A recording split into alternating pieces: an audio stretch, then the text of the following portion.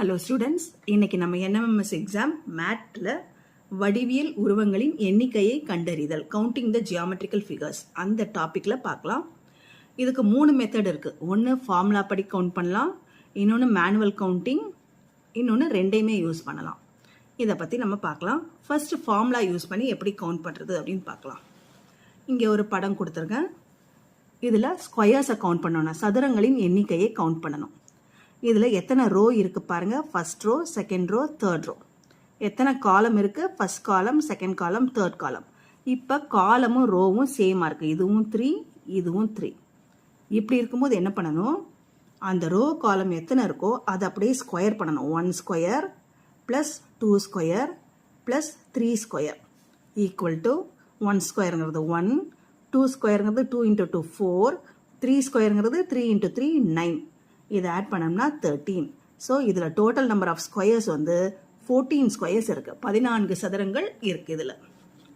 அடுத்த படம் பாருங்க.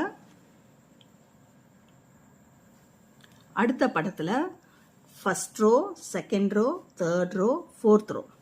First column, second column, third column, fourth column, fifth காலம்.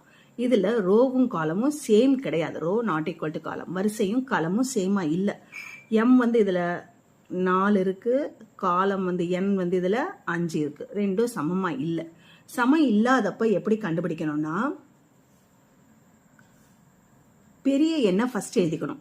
5 இன்டூ அடுத்தது சின்ன நம்பர் 4. இப்போ ரெண்டுத்துலேயும் ஒன்று ஒன்றா குறைச்சிக்கிட்டே வரணும். 4 × 3, 3 × 2, 2 × 1. எதுலையாவது ஒன்றில் 1 வரும்போது ஸ்டாப் பண்ணிடணும். ஸ்டாப் பண்ணிவிட்டு இப்போ இதெல்லாம் டோட்டல் பண்ணி ஆட் பண்ணணும். 20, இது 12, இது 6, இது 2. இது எல்லாத்தையும் ஆட் பண்ணணும். 32, 38, 40. இப்போ இதில் டோட்டலாக உள்ள ஸ்கொயர் சதுரங்களின் எண்ணிக்கை 40. நெக்ஸ்ட் செவ்வகங்களின் எண்ணிக்கை, கவுண்டிங் ரெக்டாங்கிள்ஸ். ரெக்டாங்கிள்ஸ் எப்படி கவுண்ட் பண்ணுறோம் அப்படின்னு பார்க்கலாம். இப்போ இதில் ஒரு ரெக்டாங்கிள் இருக்குது. இதில் first row, second row, third row, first column, second column, third column. இதை இப்படியே ஆட் பண்ணிக்கணும். 3 + 2 5, 5 + 1 6. இப்போ இதை ஆட் பண்ணிக்கிட்டோமா? அதே மாதிரி இதை ஆட் பண்ணலாம். 1 + 2, 2 + 3, இதுவும் 6. இப்போ இந்த 6ஐயும் இந்த 6ஐயும் மல்டிப்ளை பண்ணிக்கணும். அப்போ செவ்வகங்களின் எண்ணிக்கை